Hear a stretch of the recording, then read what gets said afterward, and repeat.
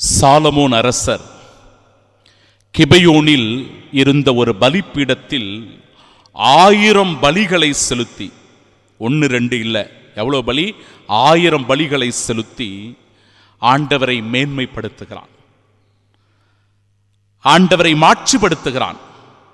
அப்படிப்பட்ட அந்த புகழுக்குரிய அந்த செயலினால் ஆண்டவர் பிரமித்து போய் சாலமோனிடத்தில், என் அன்பு மகனே சாலமோன், உனக்கு என்ன வேண்டும் கேள் என்று சொல்லுகிறான்.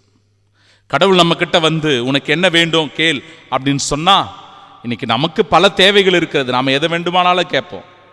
வீடு கேட்கலாம், வசதி கேட்கலாம், பதவி கேட்கலாம், பட்டம் கேட்கலாம், புகழை கேட்கலாம், அதிகாரத்தை கேட்கலாம், எது வேண்டுமானாலும் நாம் கேட்போம். ஆனால் எப்படி சாலமோன் அரசர் ஆண்டவருடைய முன்னிலையில் நடந்து கொண்டார் என்பதை அழகாக சொல்லுகிறது இறைவார்த்தை.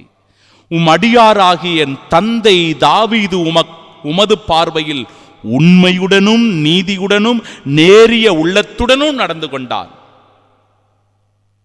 என்னுடைய தந்தை தாவீது எப்படி இருந்தாராம்?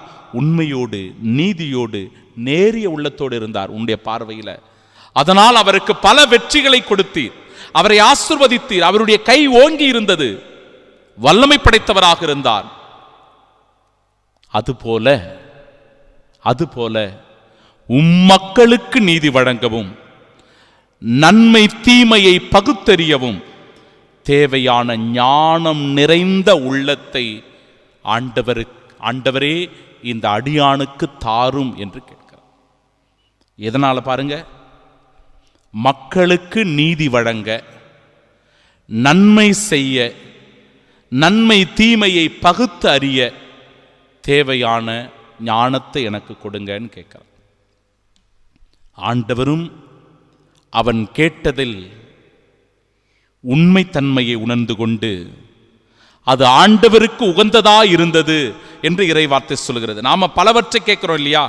ஆனால் அதெல்லாம் ஆண்டவருக்கு உகந்ததா இருக்குதா, ஆண்டவருக்கு விருப்பம் உள்ளதா இருக்குதா சிந்தித்து பார்க்கணும். சாலமோன் ஞானத்தை கேட்கிறார், அந்த ஞானம் ஆண்டவருக்கு உகந்ததா இருந்தது என்று இறைவார்த்தை சொல்கிறது. அப்ப ஆண்டவர் பாருங்க என்ன சொல்றாரு, சாலமோனே, நீடிய ஆயுளையோ செல்வத்தையோ நீ கேட்கவில்லை, உன் எதிரிகளின் சாவையோ நீ விரும்பவில்லை.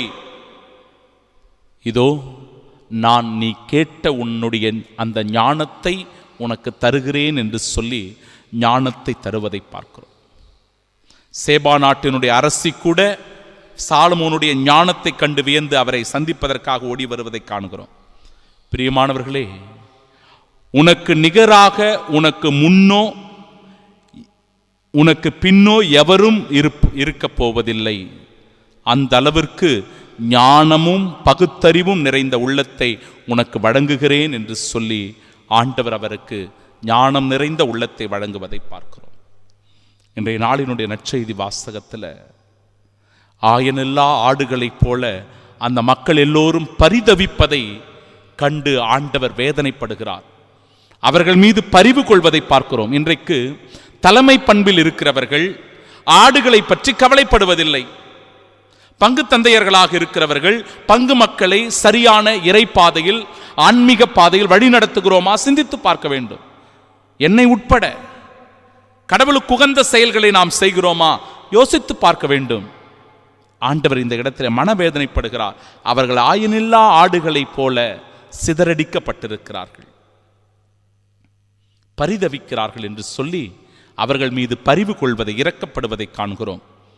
பிரியமானவர்களே, இன்றைய நாளினுடைய புனித கொன்சாலா கார்சியோ இந்திய நாட்டில் பம்பாய் பகுதியிலே பிறந்தவர்.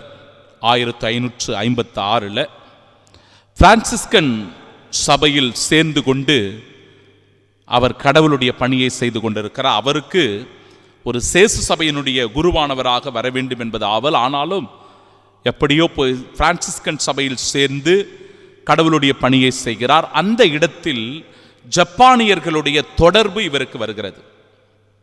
அந்த ஜப்பானியர்களோடு ஒரு நல்ல நட்புறவு இவருக்கு ஏற்பட்டு, ஜப்பானியர்கள் நோயுற்று வருந்துகிற போது அவர்களை மருத்துவமனைக்கு அழைத்து சென்று சிகிச்சை தருகிறார். அவர்களுக்கு ஆறுதல் தேறுதலாய் அவர்களோடு உடனிருக்கிறார். அவர்களுக்கு தம்மாலான எல்லா உதவிகளையும் செய்கிறார்.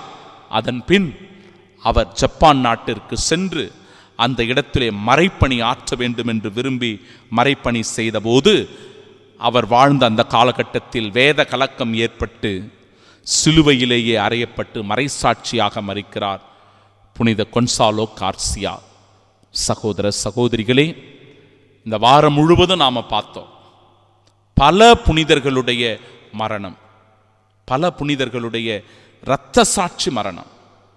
கொன்சாலோ கார்சியா, நேற்றைய தினத்தில் நாம் நினைவு கூர்ந்த பால்மிகியும் அவருடைய தோழர்களும், அதற்கு முந்தின நாள் புனித அகாத்தா, அதற்கு முன்பாக புனித ஜான் தே பிரிட்டோ பிளேஸ், இப்படிப்பட்ட எல்லா புனிதர்களும் மறைசாட்சிகளாக கிறிஸ்துவுக்காக இரத்தம் சிந்தி மரித்திருக்கிறார்கள். அந்த விசுவாசத்தினால் கட்டப்பட்டவர்களாய் நாம் இருக்கும்போது நாமும் கிறிஸ்துவின் சாட்சிகளாக மாற வேண்டும். அதற்கான வரம் வேண்டி புனிதரின் பரிந்து பேசுதலோடு இந்நாளின் ஆசிரை பெறச் ஜெபிப்போம். ஆமென்.